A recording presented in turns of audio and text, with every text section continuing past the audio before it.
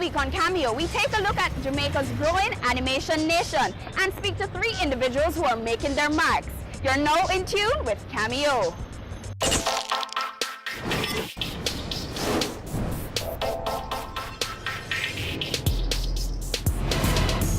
The chaos of creativity meets the stricture of structure on Business Access TV's Cameo.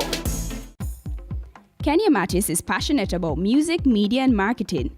She is CEO of Listen Me Caribbean, co-creator, producer, and editor of The League of the Maroons, which is a Caribbean-based comic and an interactive app. The League of Maroons is a digital app. It's actually an interactive Caribbean comic, and it's based on 4 children in present times who just found out at the age of 13 that they're actually Maroon descendants. And at that age came superpowers. So now they're fighting traditional mythical Caribbean characters like Rolling Calf, Old Hag, and others which I don't want to give away too soon. It was an investment of time, effort, and money. In terms of time, it took us about, I'd say, close to a year to get to the point that we are at now. We started about last year this time. In terms of funds upfront and over time, we're looking at an investment of about $5 to $10 million. We decided that we wanted to first of all assemble a team that would be high quality, whose talent would be undoubtable, and whose value would be reflected in the quality of the work. And so by doing that, we've created something that I think is definitely worth the $3.50, that price tag that we've put onto it. And that's because we wanted to create something that was world class. So a lot of times when people look at it, they say, "Is this made in Jamaica? Is this actually a Jamaican product?" And it is. So we think that it stands side by side with anything else that you can get from any app store, and that's Amazon, Google, and also Apple. Worldwide mobile app usage stood at 1,186 million in 2013 and is expected to reach 4.4 billion at the end of 2017. We think that this is a product that can tap into various markets. One, the tourism market. Secondly, the local children market, especially for the Tablets for Schools program just now being brought forward by e-learning, and also the Jamaican or Caribbean diaspora. And we've been seeing some traction with that already. In the case of tourists, our first download was actually by a gentleman from Portugal who came to Jamaica and said, "I had been looking for a very creative souvenir to take back home, and I just found it in the League of Maroons." In the case of the diaspora, we've been getting some very good feedback from persons overseas who are like, "Wow, we've been looking for something that we can use to share our culture with our families." And also with the students, we've been having various focus groups and doing a school tour locally, and the impact has been phenomenal as well there.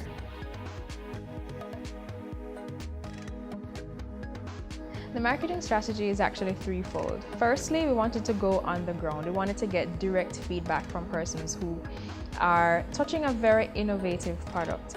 And that's very important in this space, because in Jamaica in particular, it's still a novel concept. When you're talking about you're doing a comic, that's an app. That's not being printed right now. So getting persons to really see it and be in touch with it at trade fairs, on TV, that's very important. The second strategy is also to promote it online. What we'll be starting very soon is a very strong social media campaign where persons can see the characters, get to know the storyline, and fall in love with these traditional characters as well as these new characters that we're introducing. The third strategy is also to look at partners who we think would also benefit from coming on board. So there are various brands that we think using this medium, we can also add legs to the program. Household brands, food brands that are targeting children. And so far we've been getting some very, very good responses. Right now we're in very early talks about having an animated series be developed from the title, as well as a game. So there are various spin-off projects or products that we think can really help to build the audience and the excitement around the title, The League of Maroons. We decided to choose this platform, Google Play, Amazon, and the Apple App Store as our primary modes of distribution right now, primarily because we think that's where the future is. If we were to go print, sometimes you don't know who your consumers are, where they're from, or what's their story. And you don't really get real live reporting on what's happening. We're finding now that I can tell you, yesterday we made a sale in China.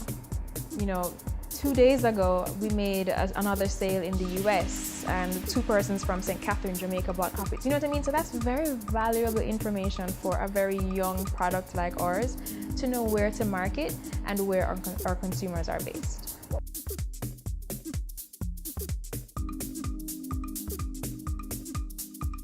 In terms of how well it's doing, there's 2 strategies that we've been pursuing. There's an online and an offline strategy. And I'll explain a bit more. While we think that the online strategy in terms of sales on the app platforms is very good for international attention and just putting yourself out there just to find out where demand is, we also have to pursue a strategy locally that can help persons who would want to access the content in bulk to be able to do so. So far we've made, I would say, about 300 sales or 300 downloads, and that's by a combination of us packaging the content for certain persons who actually want to give it to a school, for instance, so we've made school donations, as well as persons who bought online. To local animators who are trying to earn from their talent, I would strongly suggest an online distribution strategy. For companies based in the Caribbean, it's still a fresh area, although it's pretty standard in other places, and I'll tell you why. The very first day that we were going live on the Google Play platform, that was the day that Jamaican app developers were allowed to sell apps on the Google Play Store. Before that, you could put apps up as we have done before, but they had to be free. So now we're finding that the opportunity is becoming more democratic internationally for app developers in small developing countries like ours to actually earn from our work. And as I'm saying, although it's established in like the US and other countries, now the gates are being opened. So I would definitely recommend that with a strong marketing strategy, that local animators can also team together and find ways to put our work in a package that can attract the attention of persons in the diaspora, but anyone else who's interested in really awesome content.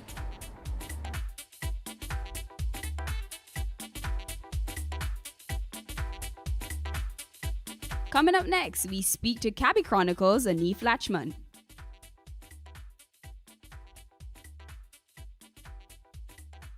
Cabbie Chronicles is an animated comedy about a cab driver navigating the modern-day complexities of Jamaican life. I spoke with Neve Latchman, who is a creative director, and he spoke to us about the successes, challenges, and of course the future of the award-winning show. Mr. 1, 2, 3, we're up on a journey. From crossroads, go a halfway tree. So how did Cabbie Chronicles come about? That pretty much came about as a need to express ourselves as creative people. We all had our opinions and of course had our talents that we recognized. Once we pooled all of that, we had a strong voice. So that's pretty much where that came out of. Cabbie Chronicles started on Flow.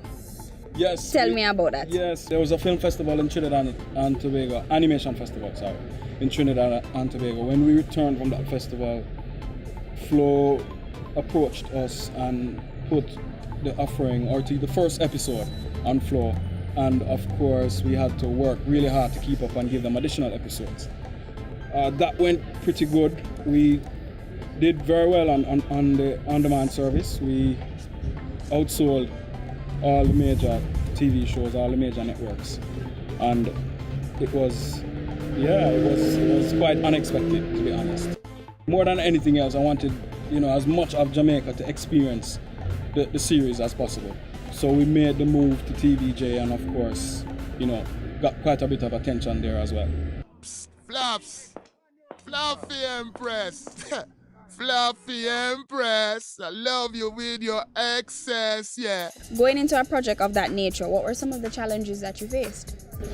I think the biggest challenge we faced was resources, trying to get things done and not have the resources was kind of difficult. It forced us to be creative and to reach outside of ourselves to achieve a common goal. Some of the biggest challenges we find as well is that the business of TV, the business of animation is something that we don't have a lot of experience and exposure in. So that, of course, you know, that's some teething pain right there, the learning curve to understand the business and understand how to monetize what we're doing, how to, you know, make the production be as efficient as possible so you can, you know, sell a product at a level where you can make some money. Going to film festivals, animation festivals worldwide is always good. You get to meet some people and, of course, understand the industry a little bit more. It can be expensive, but this is where we'd love the government, Jam Pro, all these people to pitch in and, of course, find ways to, you know, finance parts of the trip to these festivals so that we can learn more and come back and, of course, make the industry much bigger and better. Don't at all, yeah, come baby, come the man, ready, don't at all. So what type of budget did Cabbie Chronicles need to get off the ground? There was no budget at all. We just kind of worked really hard, hoping to just put our best foot forward and just show the world what we can do. So by being on television, what kind of impact do you think Cabbie Chronicles had on the local animation industry? Well, a lot more people saw animation and a lot more people got exposed to the art of storytelling through animation. And people began to see what was possible using our own stories. So what steps do local animators need to take to get their work into mainstream media? A very important part of that, I think, is storytelling, being able to tell a good story and, of course, be able to execute, you know, on a high level that, you know, internationally can be recognized. Would you say that Cabbie Chronicles was a profitable venture for your company? It was profitable. I think there is opportunity for it to be much more profitable. And for the most part, yes, we have had some kind of profit. So, in regards to more profit, what are the future plans for Cabbie Chronicles? Future plans, of course, involve gaming, app development. We're looking to expand to the full half-hour series. That, of course, involves a bigger budget, which is what we're trying to do right now. Get the budget to expand to full half-hour episodes. Jamaica 50, we have glasses, we have bags. See them here. What? Cabbie, buy some now. Bet you the world them to make a China. True, you're talking, Cabbie. So for your extended series, what would you need to allow that to come about? On the low end, we're looking at $1.5 million US. On the high end, we're looking at about $4 million US. So in regards to financing something like that, how would you go about financing? You need an investor? That's a very important question. There are things that can be done. Co-production is one way we can look at that, where for instance, our country, Jamaica, can have a co-production treaty with another country and they would essentially get the funding and both countries own the production and share in the profit along with the producers. You can also get an investor who, of course, would see the vision and, of course, put the backing behind that. Or you might have major networks worldwide who might see the profit in the show. What lessons would you say you learned from Cabbie Chronicles, you know, being on TV? Being on TV, an important thing I learned was that anything possible once you have a team and everybody's focused on the goal. I find that, you know, we can achieve pretty much anything we want. When I look back at what we've done, it seemed like a huge task, but at the time it seemed like we're just having fun. Do you think sponsors are willing to support bringing more local animation content to local television? I definitely think so. There is definitely a space for that. I think that's something that can happen and will happen in the short run. We've seen, along with Cabbie Chronicles, we've seen other, you know, productions. So I think there's definitely room where that can happen. What kind of advice would you give to any up-and-coming animator or anyone who wants to get into the industry? I think a very important part of it is understanding that it's about connecting with the audience. Telling a good story is very important. Aside from that, you have to be able to execute, of course, understanding production and understanding what needs to be done to bring the work to a level where internationally it can be, you know, seen as something of quality. Cabbie Chronicles was successful. Do you think it would be a lot easier for your company to push more projects? I definitely think so. Today, everywhere I go, people who know that I've been a part of Cabbie Chronicles are very open and very happy about the product, and I definitely see products we're working on right now. We're getting a lot of exposure because of what we've done in the past. So it definitely has raised our profile a lot more. So what are you working on right now? We're working on Magnus the Mongoose. Interestingly, one of the characters, Amita, who has your name, that pretty much is aimed at preschool children, 3 to 6 year old children. We have a game for them that we have developed right now. We're putting that out on Android and iOS and on the website. And of course looking to develop that into a full-blown TV series as well. So the books are out and it's a reading series that right now we have 6 stories. So we're looking to get those out as fast as possible. Alrighty. Well, thank you and good luck. Thank you. Coming up next, we talk to JANN President Kevin Jackson.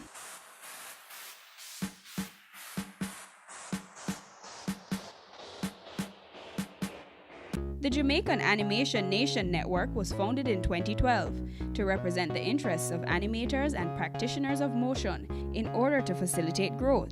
We spoke to JANN President Kevin Jackson. The Jamaica Animation Nation Network, or JAN for short, is a trade association for the animation industry, similar to what the Jamaica Manufacturers Association is for manufacturing, or the Jamaica Bankers Association is for banking. We're pretty much a guiding force and umbrella organization for the industry. So what kind of opportunities exist locally for animators? Well, animation is used in a variety of mediums. Commercials, TV series, music videos, movies, special effects and monsters and that sort of thing. You have outsourcing. Outsourcing is pretty much when a company from overseas, they pretty much hire someone in another country, usually, because they can get cheaper labor in that country, cheaper than from in their country, and pretty much, a company out here with the skills to produce that level of animation would bid for such a job and essentially, get a piece of that pie, that production. Can animation be a profitable venture? Yes, it can be a profitable venture.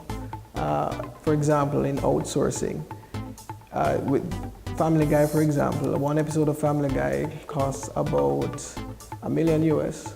Right? I don't remember which year, but I think it had recently increased to like $2 million US for just one episode. And several animators, hundreds of animators work on that animation for like about 9 months. Now, what usually happens is, in the United States, the cost of producing animation might be really high, but they will seek to, outsource animation to other countries. And of course, the salaries that you'd earn in the US would probably be significantly higher than what you'd be earning in the Caribbean, for example, or India or so on. So there's a lot of money to be made. Some deals are worth in the millions, some in the hundreds of thousands. So bringing deals like that to Jamaica could definitely turn into profit. What is being done to facilitate growth within the sector? Well, the animation sector is it's an expensive sector, but at the same time, it's a sector that can generate a lot of money. You might have heard that, people talking about the $222 billion that it produces each year. So it takes money to make money. And the government, in collaboration with World Bank, they have actually been collaborating to put money into training institutions like HART and the universities. University of West Indies, UTEC, they also offer training courses, and once we have enough trained personnel or people, we'll have the capacity to take on a lot of these outsourced jobs. What types of investment, monetary or otherwise, do you think need to be made into the sector? Well, we definitely need private sector to invest more in, startup animation studios, because the more studios that we have, the more outsourcing jobs we can take in, as well as the more original content we can produce. And we can also, collaborate with studios in other countries, because even if we don't have the capacity, tying with another studio to make up the numbers, that can also really help in bringing in, more opportunities. So what's the biggest challenge to the local animation sector? Well, Capital can be a challenge, equipment as well, bringing in equipment. Of course, finding trained animators can be a challenge, and also, getting into the distribution pipeline. So how can an animator turn their passion into a profit? Well, what I would definitely recommend is that animators, one, keep practicing and expose your talent as much as possible. Promote yourself, get training. Training can come in the form of being in a traditional training facility like a university or a HARD, for example, or you can learn online. A lot of information is online. I'm a self-taught animator. I've learned everything that I know online, and I'm still learning. I buy the books that people recommend. So I definitely suggest going that route, promoting yourself, interning with companies where you can. You don't even have to intern, in Jamaica. You can intern with people online. There are lots of people, who will take animators, distance. Right now, technology is such that you can work from anywhere in the world. We see all these big animation flicks coming out of Disney, Pixar, and so on. How far away are local animators from making a full-length animation feature? Skill-wise, I've seen skills that show promise. It shows that we can definitely get there someday. What definitely prohibits us would be cost. But of course, there's always the option of working on a project with an overseas company. So it probably wouldn't be completely Jamaican, but it would definitely be significantly Jamaican. And Jamaicans have been working on a lot of big productions. There's a Jamaican working in Disney, for example. So how capital intensive is animation itself? Is it a case where the equipment is cheap, but training it by itself would take up the majority of your costs? Not just training, and I mean it depends, because let's say, for example, if you are opening what's called a boutique studio, which probably like say 5 to 10 animators, and you're doing original content, you have more control, you have more control over what type of equipment you buy. You could buy some computers that are affordable and get software that's affordable, and if you have the talent, you can create your production or pipeline and start animating. It's still costly, but not as costly as if you're doing outsourcing now, where you have to get a certain type of software because you're plugging into someone else's pipeline. So you need to use the software that they use, which might be cost prohibitive. So the investment will be larger. You might need a certain types of computer. You're going to need data server to host your database and do your rendering. And by rendering, what I mean is, if you're familiar with video editing, when you're actually now producing the video, actually putting it in that format to be put on TV, that's very, very intensive, processing power and all of that. So you have to think about that. You also have to think about the fact that if you're opening a studio that has a physical space, there's the rent, the lights, and of course there is the training. We do have some people who are self-taught and very talented, but of course, if you want to, really ensure that there's an even level of quality, of course, it would help to get everybody trained on the same level, and that can be costly. But I usually think of that as probably like a one-time cost compared to paying for electricity for the life of the company, or having to upgrade your computers every 3 or 4 years. So yeah, it can be labor intensive. It's pretty much like running any company.